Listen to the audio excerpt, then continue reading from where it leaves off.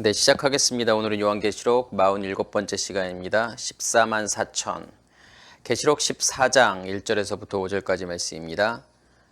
또 내가 보니 보라 어린 양이 시온산에 섰고 그와 함께 14만 4천이 서 있는데 그들의 이마에는 어린 양의 이름과 그 아버지의 이름을 쓴 것이 있더라.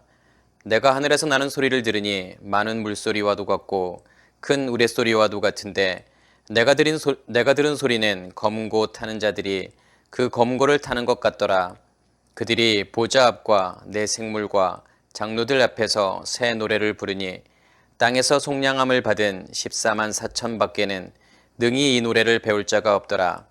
이 사람들은 여자와 더불어 더럽히지 아니하고 순결한 자라. 어린 양이 어디로 가든 인도하든지 따라가는 자며 사람 가운데에서 속량함을 받아 처음 익은 열매로 하나님과 어린 양에게 속한 자들이니 그 입에 거짓말이 없고 흠이 없는 자들이더라. 아멘. 계시록 14장 1절에서부터 5절까지 말씀이고 오늘은 어떤 내용이 나오냐면 14만 4천이 나오죠. 그래서 우리가 지난 시간에 666도 그렇고 오늘 14만 4천도 그렇고 여러 가지 해석들이 있어요. 그것을 해석하기가 이제 쉽지는 않아요. 그 이유가 뭐냐면 성경의 전체적인 어떤 흐름이라던가 요한계시록의 어떤 전체적인 흐름이라던가 이것을 이해하지 못하는 상태에서 그냥 666만 가지고 666이 무엇인지를 풀려고 하는 거예요. 14만 4천이라는 숫자를 가지고서 14만 4천이 무엇인가를 이해해 보려고 여러 가지 노력을 하고 시도를 하는 거잖아요. 그렇기 때문에 사실은 666이 무엇인지 14만 4천이 무엇을 의미하는지를 제대로 이해하지 못한다는 거겠죠.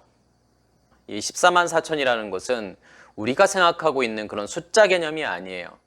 그래서 어디에서는 이 14만 4천을 사람의 숫자라고 생각을 하잖아요. 그래서 이 14만 4천의 숫자, 그 무리들 안에 들어야 된다라고 생각하잖아요. 과연 그런 걸까? 14만 4천이 무엇을 이야기하는 걸까? 그러니까 성경의 전체적인 흐름 가운데에서 우리가 이해한다 그러면 특히 요한계시록의 이 흐름 가운데에서 이 666이 무엇을 의미하는 거고 14만 4천이 무엇을 의미하는지를 우리가 좀 이해할 수 있어야 되겠죠. 그러면 이 14만 4천이라고 하는 것은 어떠한 숫자, 우리가 생각하고 있는 어떤 숫자를 의미하는 것이 아니라 어떤 영적인 상태를 의미한다는 것을 알게 되겠죠. 이 14만 4천이 결국 어디에 나오는 거죠? 7 나팔의 심판과 그 다음에 7 대접의 심판 사이에 나오는 거잖아요. 이것을 이해하기 위해서는 뭘 이해하셔야 되냐면 이스라엘 백성들이 광야에서 요단을 건너서 가나안 땅으로 들어가는 거. 그래서 뭘 받게 되죠? 할례를 받게 되잖아요. 그리고 7날의 창조로 우리가 이해한다 그러면 몇째 날에서 몇째 날로 넘어가는 걸까요? 셋째 날에서 넷째 날로 넘어가는 과정이죠. 또 7절기로 이야기한다면 이 14만 4천이 어떤 절기를 설명하고 있는 걸까요? 오순절을 설명하는 거죠. 추수를 설명하는 거란 말이에요.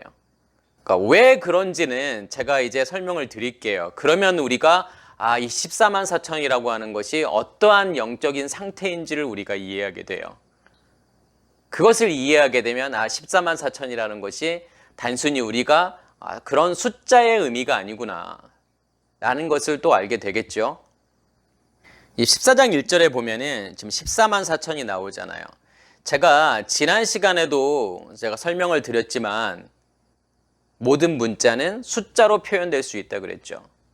그래서 히브리어에 22개의 자음이 있죠.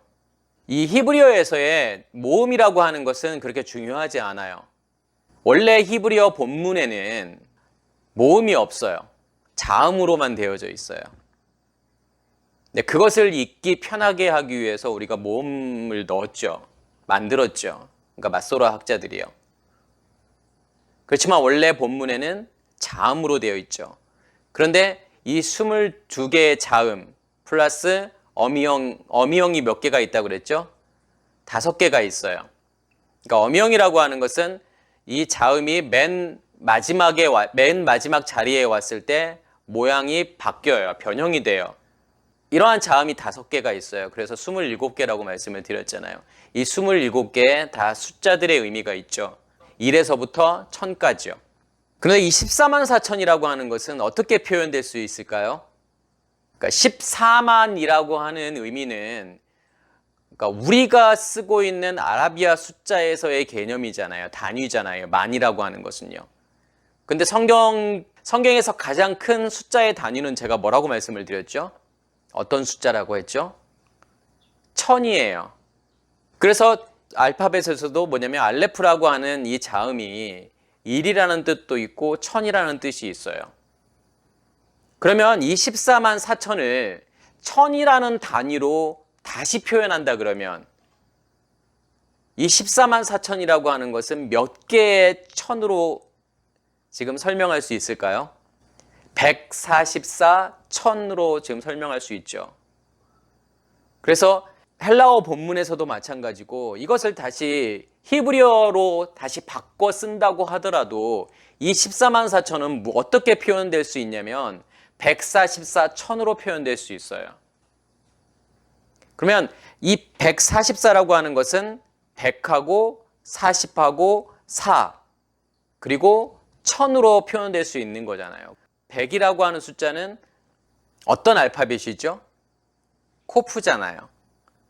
코프라고 하는 것은 어떤 의미가 있냐면 헐고 다시 세워진다는 의미가 있어요. 근데 이 100이라고 하는 것은 어떤 숫자일까요? 아브라함이 이삭을 몇 세에 낳게 되죠? 100세에 낳게 되잖아요. 그렇기 때문에 이 100이라고 하는 숫자는 뭘 간직하게 되는 거냐면 아들을 간직하는 거예요. 아들을 낳는 거예요. 그러면 아들을 간직하고 아들을 낳는다라는 게 어떤 의미가 있죠? 성경에서요. 내가 아들이 있다. 내 안에 아들이 있다라고 하는 것은 어떤 의미가 있어요? 내가 누구와 함께 십자가에서 죽은 거죠? 내가 예수와 함께 십자가에서 죽은 거죠. 다시 말해서 나의 옛 의식이 깨어지고 그 예수 그리스도의 생명이 내 안에 심겨지게 되잖아요. 다시 말해서 그 예수 그리스도의 빛을 내 안에 간직하는 거고 그 불을 내 안에 간직하는 거잖아요. 그게 100이라는 숫자죠. 그게 코프예요. 그러면 40이라고 하는 것은 맴이란 말이에요. 그럼 맴이라고 하는 것은 뭐냐면 말씀이잖아요.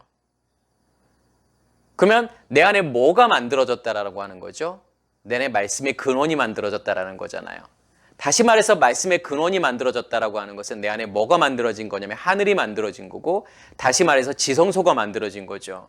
지성소 안에 언약궤가 내 안에서 만들어졌다란 말이에요. 언약궤가 의미하는 것은 말씀의 근원이잖아요. 거기에 뭐가 있기 때문에요? 두 돌판이 있기 때문에요. 그래서 맴이라고 하는 것은 결국은 뭐냐면 말씀의 근원이 하늘이 내 안에서 만들어졌다라는 거죠. 그리고 난 다음에 사라고 하는 것은 달렛이잖아요. 알레프, 베이트, 기멜, 달렛 네 번째 숫자잖아요. 그죠? 이 달렛이 의미하는 것은 뭐냐면 문이에요. 그러니까 우리 안에 지성소가 만들어졌고 지성소로부터 뭐가 나오게 되는 거죠? 물이 나오게 되는 거잖아요. 말씀이 나오는 거잖아요. 어디로 말씀이 나오게 되죠? 성소로 말씀이 나오게 되잖아요. 그래서 성소 안에 있는 뭘 밝히게 되죠? 7 금초 때 불을 밝히게 되잖아요. 왜요? 지성소에서 나오는 물이 말씀이 무엇으로 임하기 때문에요. 기름 부음으로 임하게 되잖아요. 그러면 그 달렛이라고 하는 것은 통로잖아요. 문이잖아요. 어디와 어디를 막고 있는 문을 이야기하는 걸까요? 성소와 지성소를 막고 있는 문. 그걸 뭐라고 이야기하죠? 휘장이라고 이야기하잖아요. 뭐가 지금 나누어진 거죠? 찢어진 거죠? 휘장이 지금 갈라진 거잖아요. 그러면요. 문이 열렸다라고 하는 것은 통로가 열린 거고 거기서 뭐가 나오는 거예요? 말씀이 나오는 거잖아요. 이게 의미하는 게 뭐예요? 어떤 통로를 의미하는 걸까요? 어디가 열린 거죠, 이게요? 요단강이 열린 거란 말이에요. 그래서 뭐가 나오는 거죠? 통로가 열려서 내 안에서 말씀이 나오는 거잖아요. 그러면 이것을 지금 뭐라고 이야기하는 거죠? 성경에서는요. 그것을 방언이라고 이야기한단 말이에요. 그래서 지금 이 14만 4천이 의미하는 게 뭐냐면 결국은 방언을 의미하는 거고 오순절을 의미하는 거죠. 자, 그리고 난 다음에 144 천이잖아요. 천이라고 하는 것은 뭐죠? 알레프잖아요. 그럼 알레프라고 하는 것은 뭘 의미하는 거라고 했죠? 누구를 의미하죠? 알레프는요? 하나님을 의미하잖아요. 엘 하나님. 엘로힘을 의미하는 거잖아요. 그러면 144를 통해서 지금 내가 어떠한 상태가 되었다라고 하는 거죠? 통로가 열렸다라고 하는 것은 그걸 통해서 내가 누구를 인식하게 되는 거죠? 알레프. 그 하나님을 내가 지금 인식하게 된다라는 거잖아요. 그럼 144라고 하는 것은 144 천이라고 하는 것은 14만 4천이라고 하는 것은 지금 어떠한 상태예요? 어떠한 사람들을 이야기하는 거죠? 요단을 건넌 사람들을 이야기하는 거잖아요. 통로가 열려서요. 다시 말해서 안에서 말씀이 나와서 그 말씀을 내가 이해하고 있는 상태. 그 말씀을 내가 이해하고 있다라고 하는 것은 내가 지금 누구를 보는 거예요? 하나님을 보는 거잖아요. 그게요. 하나님을 인식하는 거고 하나님을 아는 거예요. 그게요. 그러한 사람들이 어떤 사람들이냐면 14만 4천이라는 거잖아요. 그러니까 우리가 이 말씀의 흐름 가운데에서도 사실은 14만 4천이 무엇인지를 이해할 수 있어요. 지금 14장 1절에서부터 5절까지의 내용들을 다 종합하면 뭐냐면 제가 지금 설명한 내용들이 나와요. 그러니까 우리가 무조건 숫자값만을 대입해서 14만 4천을 설명하려고 한다면 사실은 14만 4천을 제대로 설명하기 쉽지 않아요. 자기 나름대로의 방식으로 설명할 거기 때문에 그것도요. 그래서 우리가 어떠한 의미를 깨닫기 위해서는 단순히 그 하나에 집중하는 것이 아니라 전체적인 흐름 가운데에서 그 어떠한 사건이나 어떠한 상태를 이해하셔야 돼요. 그래서 666도 제가 말씀을 드렸잖아요. 진짜 666의 의미를 이해하려면 12장 내용과 13장 내용들을 다 이해하셔야 돼요. 용이 무엇인지, 바닷짐승이 무엇인지, 땅의 짐승이 무엇인지, 그들이 만들어 놓은 우상이 무엇인지를 이해하셔야 돼요. 그래야만이 666을 이해할 수 있어요. 14만 4천도 마찬가지예요. 복음이 무엇인지를 이해하지 못하면 14만 4천을 결코 이해할 수 없어요. 절대로 이해할 수 없어요. 어떻게 우리의 속사람이 만들어지는지를 이해하지 못하면 14만 4천을 이해할 수 없다라는 거죠. 그러면 구체적으로 14만 4천이 무엇을 설명하는지를 지금 1절에서 5절까지가 설명하고 있죠. 자, 1절에 보면 내가 보니 보라 어린 양이 시온산에 섰고 그와 함께 14만 4천이 서 있는데, 지금 어린 양이 나오고 어린 양이 시온산에 있대요. 그리고 14만 4천이 그 어린 양과 어디에서 지금 같이 서 있는 거냐면 시온산에 같이 서 있는 거잖아요. 그러면 여기서 어린 양이 의미하는 게 뭘까? 특히 요한계시록에서는 어린 양이 되게 중요한 역할을 하죠. 중요한 위치에 있어요. 왜 그러냐면 7인을 떼는 사건에서도 7인을 뗄 자가 아무도 없잖아요. 누구만이 7인을 뗄 수가 있는 거죠? 그게 누구라고 설명하고 있죠? 어린 양이라고 설명을 하고 있잖아요. 그리고 이제 뒤에 가면 또 무슨 내용들이 나오죠? 어린 양의 혼인잔치가 나오잖아요. 그 혼인잔치에서의 핵심은 뭐냐면 어린 양이잖아요. 그리고 난 다음에 21장에는 또 어떤 내용들이 나오죠? 새 예루살렘이 내려오잖아요. 하늘에서부터 땅으로요. 근데 거기에는 뭐가 없죠? 뭐가 존재하지 않죠? 성전이 없잖아요. 누가 성전이기 때문에요. 어린 양이 성전이기 때문에요. 거기에는 더 이상 밤이라는 시간이 존재하지 않아요. 왜 그럴까요? 해가 없는 거예요. 왜요? 누가 등불이 되기 때문에요. 어린 양이 등불이 되기 때문에요. 그리고 22장에서는 뭐냐면 하나님의 보좌와 어린 양의 보좌로부터 뭐가 나오죠? 생수가 밖으로 나오는 내용들이 나오잖아요. 그렇게 본다고 하면 이 어린 양이라고 하는 것은 요한계시록의 정말 핵심 중에 핵심 단어예요. 그러면 어린 양이 뭘 이야기하는 거죠? 뭐가 어린 양이에요? 누가 어린 양이에요? 우리는 어린 양 그러면 누구를 생각하게 되죠? 예수 그리스도를 생각하게 되잖아요. 왜 예수 그리스도를 어린 양으로 생각을 하죠? 세례 요한이 예수를 향해서 뭐라고 이야기하죠? 보라, 세상 죄를 지고 가는 하나님의 어린 양이로다. 그럼 예수님을 지금 무엇으로 지금 표현하고 있는 거죠? 어린 양으로 표현하고 있는 거잖아요. 왜 그러면 예수 그리스도를 어린 양으로 표현을 했을까요? 뭐 여러 가지 짐승들도 많을 테고 더 강한 짐승들도 많을 텐데 굳이 왜 어린 양일까요? 양이라고 하는 짐승은 어떤 짐승이죠? 정말 짐승들 중에서도 가장 약한 짐승이잖아요. 가장 힘없는 존재잖아요. 양이라고 하는 것은 뭐냐면 방향 감각도 없어요. 그리고 목자의 도움을 받지 않고서는 먹을 것도 먹지도 못해요. 물을 마실 수도 없어요. 목자가 초장으로 인도해야만이 그들이 거기서 풀을 뜯을 수 있고 물가로 인도해야만이 거기서 물을 마실 수 있단 말이에요. 아무것도 못해. 목자의 도움이 없이는 아무것도 못하는 거예요. 그 중에서도 그 양 중에서도 어린 양이라고 하는 것은 가장 힘없는 존재잖아요. 왜 예수 그리스도를 그렇게 가장 약하고 힘없는 존재로 그렇게 표현을 했을까요? 그 예수 그리스도를 통해서 누구를 드러내기 위한 거예요? 누구를 지금 표현하기 위한 거죠? 우리 자신을 표현하기 위한 거란 말이에요. 나라는 존재가 어떠한 존재인지를 알라고 하는 거잖아요. 깨달으라고 하는 거잖아요. 너희라고 하는 존재는 목자의 도움 없이는 아무것도 할 수 없는 존재야. 먹을 수도 마실 수도 어디를 갈 수도. 그게 바로 너희들의 모습이야 라고 하는 것을 보여주는 거잖아요. 그러면서도 그 양이라고 하는 것은 어떠한 존재예요? 그렇게 약한 존재이지만 가장 깨끗하고 가장 순결한 존재잖아요. 그래서 우리가 제사를 드릴 때 꼭 빠지지 않고 드리는 게 뭐냐면 양이란 말이에요. 양은 정결한 짐승이죠. 결국은 가장 연약하고 힘없는 그러한 존재인 우리를 하나님께서 어떠한 존재로 바꾸시겠다라는 거죠. 예수 그리스도를 통해서 가장 정결하고 깨끗한 존재로 우리를 만들어 가시려고 한다라는 거예요. 그래서 우리가 어린 양이라고 하는 것은 어린 양을 생각할 때 우리가 무엇을 생각하셔야 되냐면 예수 그리스도를 생각하셔야 돼요. 그리고 이 어린 양이 의미하는 게 뭘까요?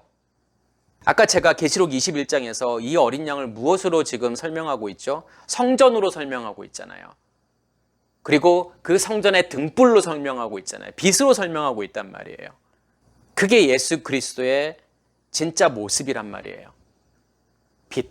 그래서 어린 양 그러면 우리는 무엇을 생각하시냐면 성전의 빛을 생각하셔야 돼요.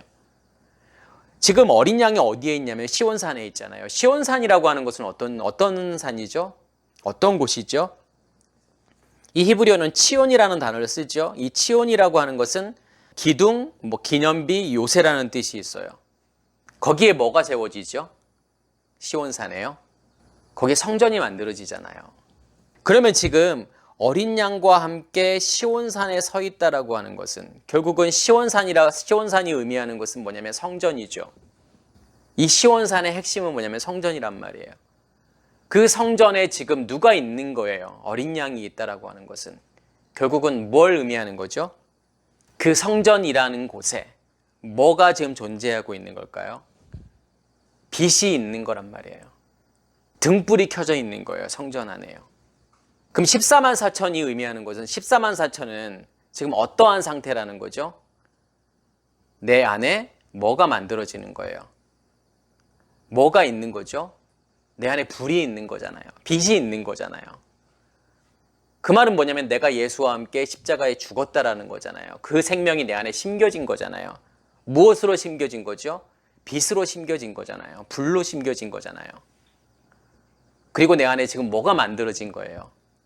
시온산. 시온산이라고 하는 것은 성전이잖아요. 성전이 내 안에서 만들어졌다라는 거잖아요. 그 성전 안에 지금 불이 존재하고 있는 거죠. 그게 누구라는 거죠? 그게 14만 4천이라는 거잖아요. 그리고 난 다음에 또 뭐라고 설명을 하죠? 그들의 이마에는 어린 양의 이름과 그 아버지의 이름을 쓴 것이 있더라. 그럼 이름이라고 하는 게 뭐죠?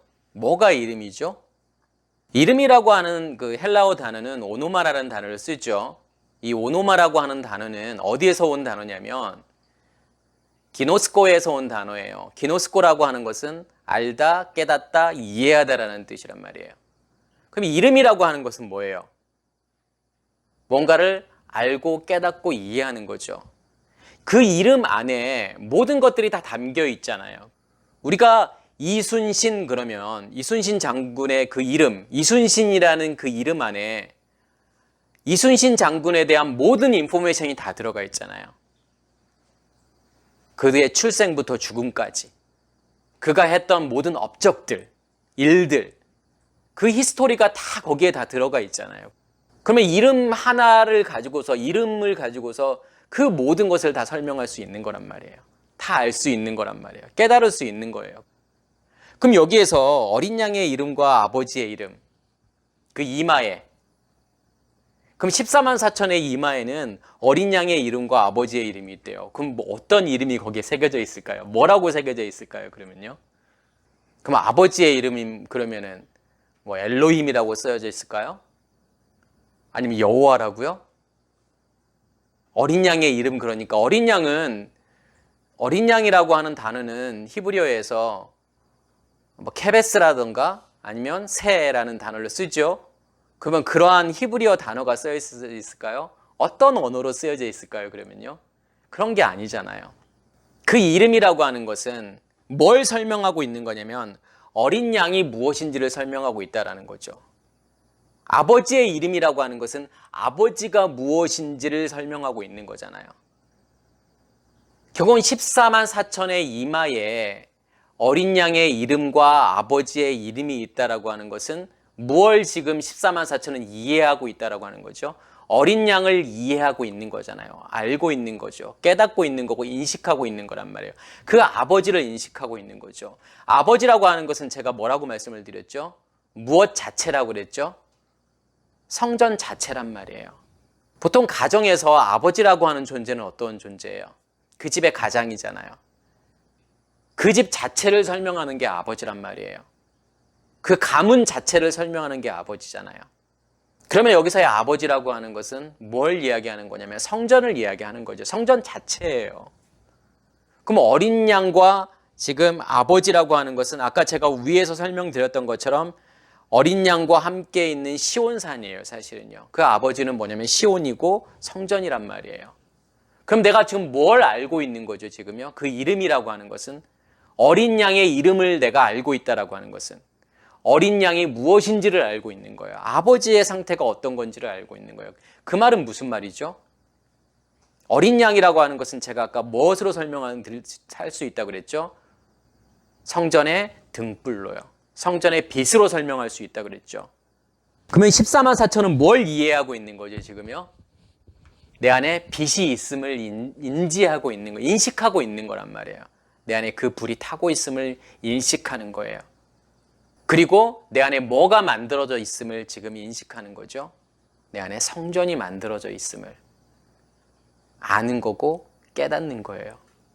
이마라고 하는 것은, 그게 이마에 쓰여져 있다라고 하는 것은 결국은 뭐예요? 드러나는 거잖아요. 우리가 사람을 볼 때 제일 먼저 딱 눈에 띄는 게 뭐냐면 얼굴이죠. 얼굴 가운데에서도 뭐가 먼저 딱 드러나죠? 이마잖아요. 그러면 여기에서 이마에 어린 양의 이름과 아버지의 이름이 쓰였다고 하는 것은 어떤 의미가 있죠? 결국은 성전 안에 빛이 밖으로 드러나지게 된다는 거잖아요. 그게 이마에 어린 양의 이름과 아버지의 이름이 써 있는 거란 말이에요.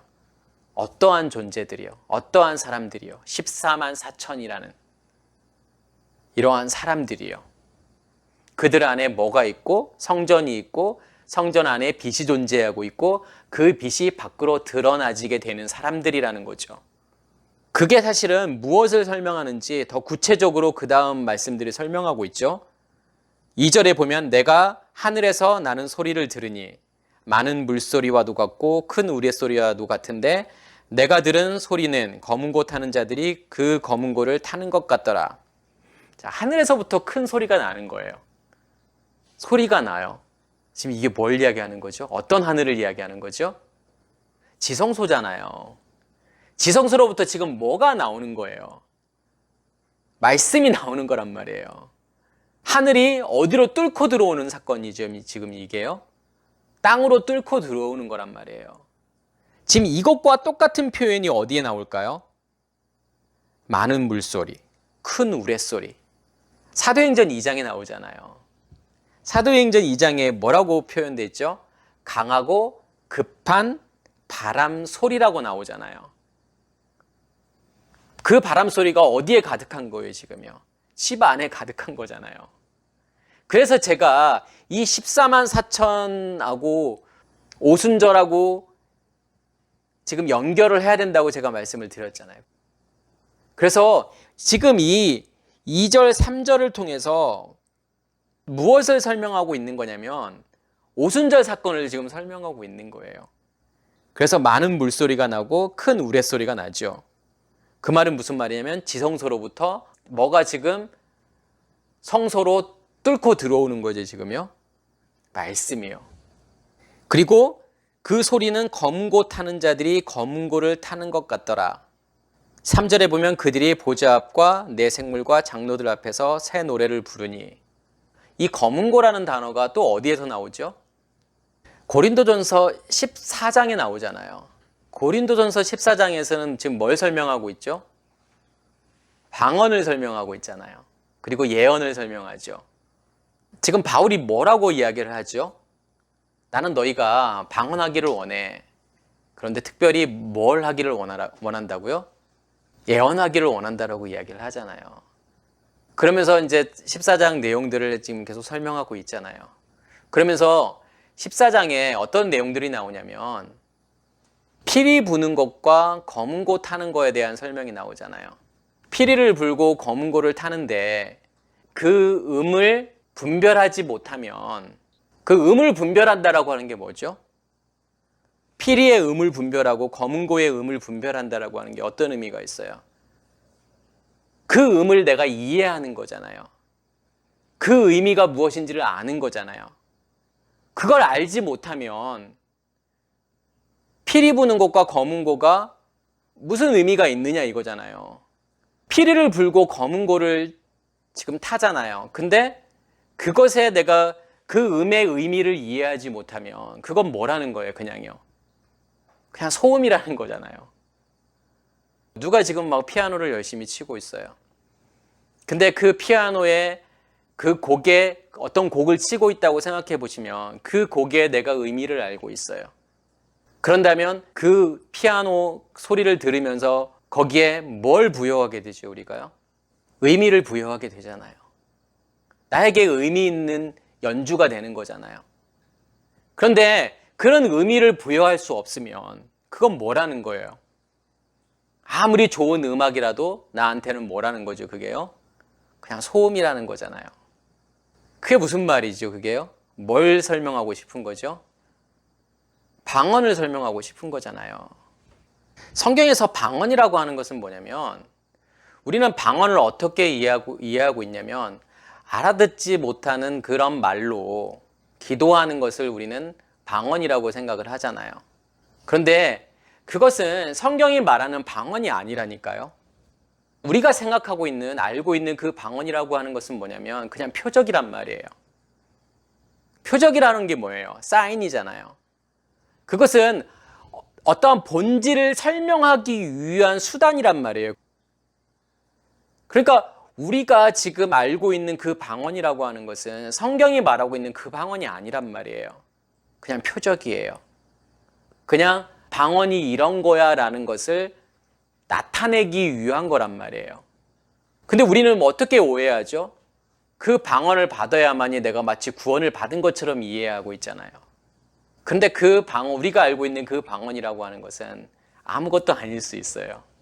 그건 본질이 아니니까요. 그 뒤에 뭐냐면 무슨 설명이 나오냐면 새 노래가 나오잖아요. 그럼 뭐가 새 노래일까요? 그러면요. 무엇이 방언이고 뭐가 새 노래일까요? 근데 이 새 노래를 배울 수 있는 사람은 어떤 사람들밖에 없다라고 하는 거죠? 14만 4천밖에 없다라고 하는 거잖아요. 그럼 이 새 노래가 무엇이고 이 새 노래를 배운다라고 하는 건 뭘 의미하는 걸까요? 새 노래가 의미하는 것은 뭐냐면 방언이란 말이에요. 그게요. 왜 새 노래죠? 그러면요. 새 언약이란 말이에요. 그게요. 그 언약은 어디서부터 만들어지는 언약이기 때문에 이건 새 언약이 되는 걸까요? 하늘로부터 만들어지는 언약이란 말이에요. 하늘에서부터 나오는 노래란 말이에요. 그 하늘은 어디에 존재하고 있죠? 지성소잖아요. 우리 안에 뭐가 만들어지는 거예요? 지성소가 만들어지는 거고 하늘이 만들어지는 거잖아요. 다시 말해서 우리 안에 뭐가 임하시는 거예요? 성령님께서 임하시는 거잖아요. 성령님이라고 하는 것은 말씀의 근원이잖아요. 말씀의 근원이 내 안에 임한 거잖아요. 그러면 거기서부터 나오는 말씀, 그 말씀이 뭐라는 거예요? 그 말씀이 방언인 거고 그 말씀이 새 노래라는 거예요. 알아둘 수 없는 말이란 말이에요. 왜요? 전에 내가 들었던 말씀이 아니기 때문에요. 깨달을 수 없는 말씀이란 말이에요. 근데 그것을 깨닫게 되면 성경은 그걸 뭐라고 이야기하죠? 그것을 통변이라고 이야기하잖아요. 통역이라고 이야기를 한단 말이에요. 그것을 깨닫게 되면요. 그러면 그 깨달은 말씀을 내가 밖으로 전하게 되면 성경은 그걸 뭐라고 이야기하죠? 그것을 예언이라고 이야기한단 말이에요. 그래서 고린도전서 14장에서 바울이 뭐라고 이야기하냐면 나는 너희가 뭘 하기를 원하냐면 예언하기를 원한다라고 이야기하잖아요. 그 말은 무슨 말이죠? 말씀의 근원이 내 안에서 만들어져서 그 말씀을 내가 이해하고 내가 깨닫게 되어서 그 말씀을 다른 사람들한테 전하게 되는 거. 그게 예언이잖아요. 그 예언을 하라고 하는 거잖아요. 그래서 방언은 뭘 세우는 거예요? 나 자신을 세우잖아요. 그런데 예언은 뭘 세운다고 말하죠? 교회를 세운다고 말하잖아요. 거기서는 번역은 덕을 세운다라고 그렇게 번역을 했지만 사실은 이것은 의역인 거고 그 단어가 세우다, 건립하다, 만들다, 건축하다라는 뜻이에요. 그러니까 방언이라고 하는 것은 제가 아까 말씀드렸던 것처럼 말씀이잖아요. 지성소로부터 나오는 말씀이잖아요. 그것이 나의 뭘 만들어요? 나의 속사람을 만들잖아요. 그렇기 때문에 그건 나를 세우는 거예요. 나 자신을 만드는 거고 세우는 거란 말이에요. 예언은요. 내가 내 안에 있는 말씀을 풀어서 다른 사람들에게 전하는 거잖아요. 그걸 통해서 뭐가 만들어져요? 뭐가 세워지게 되죠? 교회가 만들어지잖아요. 교회가 세워지잖아요. 그래서 바울이 너희가 더 중요하다고 생각하는 건 뭐예요? 결국은요. 너희 안에 말씀 그대로 있으면 안 된다라고 하는 거잖아요. 그 말씀을 너희가 깨달아야 되고 그 말씀을 전할 수 있어야 된다는 거잖아요. 그래서 나는 너희가 예언하기를 원해라고 말하는 거잖아요. 우리가 아무리 방언을 하고 통변을 하고 방언으로 막 노래하고 방언으로 막 노래하는 것이 그게 새 노래가 아니라니까요. 우리의 착각이란 말이에요. 그게요. 그리고 막 성령춤을 추고 하는 것들이 지금 성경에서 말하는 14만 4천이 아니라니까요. 그건 현상이란 말이에요. 표적이란 말이에요. 그걸 열심히 막 한다고 해서 우리가 뭐가 바뀌죠? 우리의 믿음이 자라나나요? 그게요? 그거 막 할 때는 내가 뭔가 된 것처럼 생각하지만 그 이후에는 어떻죠? 공허하잖아요. 우리가요. 왜 공허해요? 그건 현상이니까요. 그건 본질이 아니니까요. 그래서 보시면 이단들도 다 그거 해요. 방언하고 막 통변하고 방언으로 막 노래하고 막 성령 춤추고 막 그러잖아요. 근데 냉정히 생각해 보면 나 자신을 들여다보면 아무것도 없음을 알게 돼요. 공허한 걸 알게 돼요. 그게 본질이 아님을 알게 돼요. 그것이 내 안에서 하나님의 나라를 만들지 못한다는 것을 알게 돼요. 그래서 본질을 추구하시라는 거예요. 그러면 당연히 내 안에서 뭐가 나오게 되냐면 방언이 나오게 돼요. 그 말씀을 내가 이해하게 돼요. 말씀을 깨닫게 돼요. 그러면 깨달은 말씀을 전하게 돼요. 그렇게 하면 할수록 내 안에서 뭐가 만들어지죠? 하나님의 나라가 만들어지잖아요. 내 안에서 샬롬이 만들어지잖아요. 막 그렇게 막 떠들고 노래하고 춤추지 않아도요. 비본질적인 걸 추구하지 마세요. 그 표적을 추구하지 마세요. 진짜를 추구하셔야죠. 당연히 이 새 노래를 배울 수 있는 사람들은 당연히 이 말씀을 지성소에서 나오는 말씀을 깨달을 수 있는 자들은 누구밖에 없는 거예요, 당연히요. 14만 4천. 이 상태에 있는 자들만이, 다시 말해서 어디에 지금 온 자들만이, 오순절에 온 자들만이 그것을 이해할 수 있잖아요. 그것을 깨달을 수 있잖아요. 그래서 그들이 방언을 사람들이 알아들을 수 있는 언어로 말하게 되잖아요. 베드로가 설교를 하게 되잖아요. 그게 뭐예요? 그게 예언이잖아요. 그게 예언하는 거란 말이에요. 내일 무슨 일이 일어나고 내년에 무슨 일이 일어나고 내가 대학에 합격할 거고 이것을 맞추는 것이 예언이 아니라니까요. 미래를 맞추는 것이, 미래를 예측하는 것이 예언이 아니란 말이에요. 복음을 전하는 것이 예언이에요. 4절에 보면 이 사람들은 여자와 더불어 더럽히지 아니하고 순결한 자라. 자, 여자와 더럽히지 아니하고 순결한 자들이래요. 이 14만 4천은요. 그러면 그게 의미하는 게 뭘까요?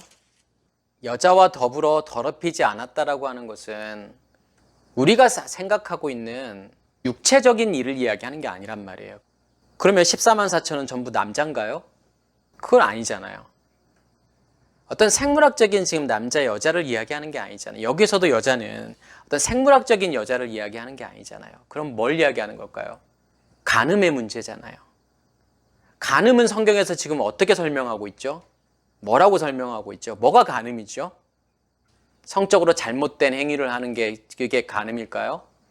성경에서 간음이라고 하는 것을 우리가 생각할 때 뭘 생각하셔야 되냐면 남편의 문제를 생각하셔야 돼요.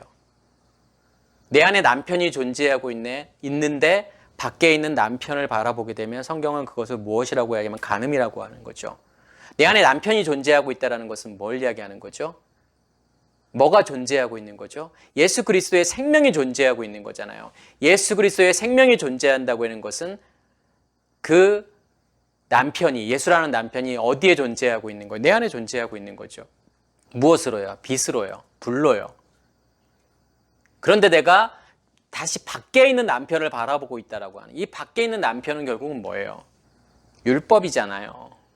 그 율법의 남편을, 옛 남편이잖아요.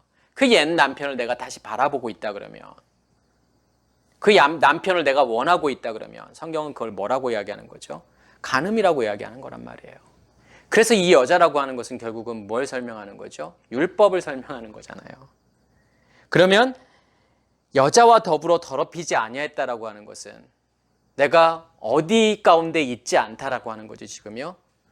율법 가운데 있지 않다라는 거잖아요. 그게 지금 여자와 더불어 더럽히지 아니하고 순결한 자라는 거예요, 그게요. 누가요? 14만 4천이요. 당연하죠.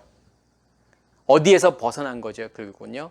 율법에서 벗어난 사람들이라는 거잖아요. 어린 양이 어디로 가든지 따라가는 자들이래요. 아까 제가 어린 양이라는 단어를 말씀을 드렸잖아요. 이 어린 양이라고 하는 단어는 크게 두 가지 단어로 설명할 수 있어요. 케베스라고 하는 단어하고 새라는 단어로 설명할 수 있어요. 이 케베스라고 하는 단어는 뭐냐면 어린 양인데 복종시키다라는 의미가 있어요. 그리고 이 새라는 단어는 지금 신하고 헤이라는 지금 두 개의 자음으로 만들어진 단어잖아요. 근데 이건 황폐하다, 멸하다, 헐다라는 뜻이 있어요. 결국은 뭐죠? 이 어린 양이를 설명하고 싶은 게 뭐죠? 결국은 어린 양이신 그 예수가 내 안에 무엇으로 임하시게 되면, 빛으로 임하시게 되면 뭘 할 거라는 거예요, 결국은요. 우리의 옛 것을 헐어버리겠다라는 거잖아요. 우리의 옛 의식을 멸해버릴 거라는 거잖아요. 없애버릴 거라는 거잖아요. 그리고 아까 제가 케베스라고 하는 단어가 복종시키다는 의미가 있다고 그랬죠. 결국은 우리를 온전히 하나님께 복종하는 존재로 만들 거라는 거잖아요. 그러면 그 상태가 어떤 상태예요? 그 상태가 바로 내가 어린 양이 어디로 가든지 그 어린 양을 따라가는 상태예요. 그게요. 따라갈 수 있다라고 하는 것은 복종됐기 때문에, 순종하는 상태가 됐기 때문에 따라가는 거잖아요. 그게 바로 내가 십자가를 지고 예수를 따라가는 거하고 똑같은 거예요. 그리고 사람 가운데에서 속량함을 받아 처음 익은 열매로 하나님과 어린 양에게 속한 자들이라. 자, 속량함을 받다라고 하는 게 어떤 의미가 있죠? 그래서 카나라는 단어를 쓰죠. 카나가 얻다, 획득하다, 세우다, 건립하다, 구속하다라는 뜻이 있어요. 그 다음에 헬라어로는 아고라조라는 단어를 쓰죠. 근데 아고라조가 사다, 얻다라는 거예요. 자, 속량함을 받다라고 하는 것은 아까 카나, 얻고 획득하는 거잖아요. 뭘 얻고 획득하는 거죠? 뭘 사는 거예요, 내가요. 내가 예수와 함께 십자가에 죽게 됨으로 내 안에 뭐가 만들어져요? 뭘 간직하게 돼요, 내가요? 빛을 간직하게 되잖아요. 그리고 내 안에 뭐가 만들어져요? 뭐가 세워지죠, 내 안에요? 성전이 만들어지잖아요. 다시 말해서 뭐가 만들어지는 거죠, 그게요? 우리 안에 영의 몸이 만들어지는 거잖아요. 속사람이 만들어지는 거잖아요. 그렇게 되었을 때 그걸 뭐라고 이야기하냐면 속량함을 받다라고 이야기를 하는 거예요.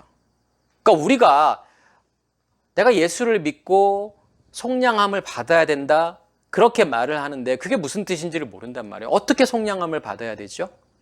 어떻게 죄사함을 받아야 되는지를 모른단 말이에요. 그냥 내가 예수 믿으면 그냥 예수 믿고 내가 그걸 고백하면 내가 속량함을 받는다라고 생각한단 말이에요. 그만큼 뭐냐면 우리의 믿음이라고 하는 것이 정말 추상적이라는 거예요. 한 번이라도 그거에 대해서 한번 생각을 해보셔야 돼요. 나의 믿음에 대해서요. 속량함을 받는다는 게 뭘까? 왜 예수를 믿는다라고 하는 것은? 예수의 십자가가 왜 나를 구원하는 걸까? 그게 뭐지? 그게 나한테 정말 실제로 이루어졌을까? 이런 것들을 생각해 보셔야 돼요. 고민해 보셔야 된다는 거죠. 왜 그렇죠? 안 그러면 그냥 착각 가운데 살 수밖에 없으니까요. 우리의 착각 가운데서 신앙생활 할 수밖에 없으니까요. 그렇게 믿고 있는 거예요. 속량함을 받지도 않았는데 나는 속량함을 받았어라고 생각할 수 있는 거잖아요. 처음 익은 열매로 하나님과 어린 양에게 속한 자들이래요. 자, 처음 익은 열매 하면 우리가 뭘 생각할 수 있죠? 어떤 절기가 생각나죠? 초실절이잖아요. 맥추절, 칠칠절이잖아요. 오순절이잖아요. 추수를 생각할 수, 추수절기잖아요, 그게요. 추수절기에는 뭘 드리는 거예요? 처음 익은 열매를 드리는 거잖아요. 첫 열매를 드리는 거잖아요. 그 말은 무슨 말이죠? 처음 익은 열매로 하나님과 어린 양에게 속한 자들이다. 그러면 아까 제가 이 초실절, 맥추절, 칠칠절이 의미하는 게 결국은 추수라는 거잖아요. 추수가 의미하는 게 뭐예요? 무엇과 무엇의 분리예요. 속사람과 겉사람의 분리잖아요. 그게 할례라니까요. 겉사람과 속사람이 분리되어서 무엇으로 지금 살아가는 거죠, 지금요? 우리의 속사람으로 살아가는 상태. 우리의 속사람으로 무엇을 지금 깨닫고 인식하는 거죠? 우리의 겉사람이 무엇인지를 아는 거란 말이에요. 그게 하나님과 어린 양에게 속한 자예요. 왜 그럴 수밖에 없죠? 우리의 속사람은 무엇을 통해서 만들어지니까요? 하나님과 어린 양을 통해서요. 만들어지기 때문에요. 그것을 인식하고 있다라고 하는 것은, 우리의 속사람을 내가 인식하고 있다라고 하는 것은 그 속사람에 내가 속한 자가 되는 거잖아요. 그리고 그 입에 거짓말이 없고 흠이 없는 자래요. 그 입에 거짓이 없다라고 하는 것은 결국은 추수라고 하는 것은 속사람과 겉사람의 분리잖아요. 그러면 나의 말이라고 하는 것은 어떤 말이 나오게 된다고 하는 거죠? 속사람과 겉사람이 분리되어서 속사람의 말을 하게 된다는 거잖아요. 속사람의 말을 하게 된다라고 하는 것은 내가 어떠한 말을 내는 거죠, 지금요? 진리의 말을 내는 거잖아요. 그렇기 때문에 그 입에 거짓말이 없고 흠이 없는 자인 거예요. 흠이 없다라고 하는 것은 결국은 뭐죠? 정결한 짐승이잖아요. 흠이 없다라고 하는 것은요. 뭘 이야기하는 거예요? 어린 양을 이야기하는 거잖아요. 그래서 아까 제가 어린 양이라고 하는 것은 예수 그리스도를 제가 설명한 거라고 말씀을 드렸잖아요.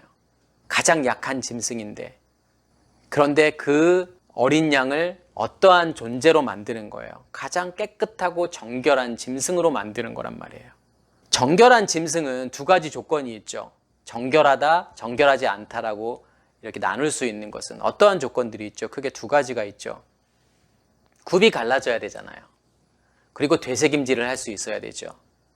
돼지는 굽은 갈라졌는데 되새김질을 못하기 때문에 부정한 짐승이죠. 소는 굽이 갈라져 있고 되새김질을 하기 때문에 정한 짐승이에요. 양은요? 양도 굽이 갈라져 있고 되새김질을 하죠. 정결한 짐승이란 말이에요. 그러면 굽이 갈라져 있다고 하는 것은 뭘 의미하는 거냐면 분리잖아요. 나누어진 거잖아요. 무엇으로 나누어진 거예요? 겉사람과 속사람으로 나누어진 거잖아요. 분리가 된 거란 말이에요. 되새김질을 한다라고 하는 것은 어떤 의미가 있죠? 이 되새김질을 한다라고 하는 것은 내 안에 있는 말씀을 다시 곱씹는 거잖아요. 다시 말해서 이 말씀이 무엇을 의미하는지를 아는 거란 말이에요. 깨닫는 거란 말이에요. 이게 뭐예요? 통변이잖아요. 통역이잖아요. 결국 흠이 없는 자라고 하는 것은 정결한 자이고 무엇을 할 수 있는 자죠? 방언을 할 수 있는 거고 또 그 말씀의 의미를 깨닫는 자들이잖아요. 그게 누구라는 거예요? 그게 14만 4천이라는 거잖아요. 이 말씀을 통해서 결국은 14만 4천이라고 하는 것은 셋째 날에서 넷째 날로 넘어온 자들이죠. 요단을 건넌 자들이죠. 할례를 받은 자들이잖아요. 내 안에 말씀이 있는 자들이잖아요. 진리의 말씀이 있는 자들이잖아요. 그 말씀을 내가 듣고 깨닫는 자들이잖아요. 그 말씀이 무엇을 의미하는지를 아는 자들이잖아요. 그게 바로 방언을 하는 거고 그게 통변을 하는 거잖아요. 그게 14만 4천이죠. 이 말씀을 통해서 우리는 내가 666에 속하여 있는 사람인지 아니면 내가 14만 4천에 속한 자인지를 볼 수 있으셔야 돼요. 그걸 깨달으셔야 돼요. 그래야만이 우리가 어디에 속하지 않게 되냐면 이단에 속하지 않게 되잖아요. 그게 진짜가 아닌 걸 알게 되잖아요. 그래서 말씀이 중요하다니까요. 말씀을 깨닫지 못하면요. 보여지는 것을 추구하게 되잖아요. 기적을 추구하게 된다니까요. 표적을 추구하게 된단 말이에요. 껍데기를 추구하게 된단 말이에요. 진짜를 보지 못하고요.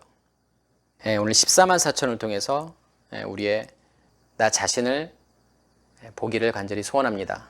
마치겠습니다.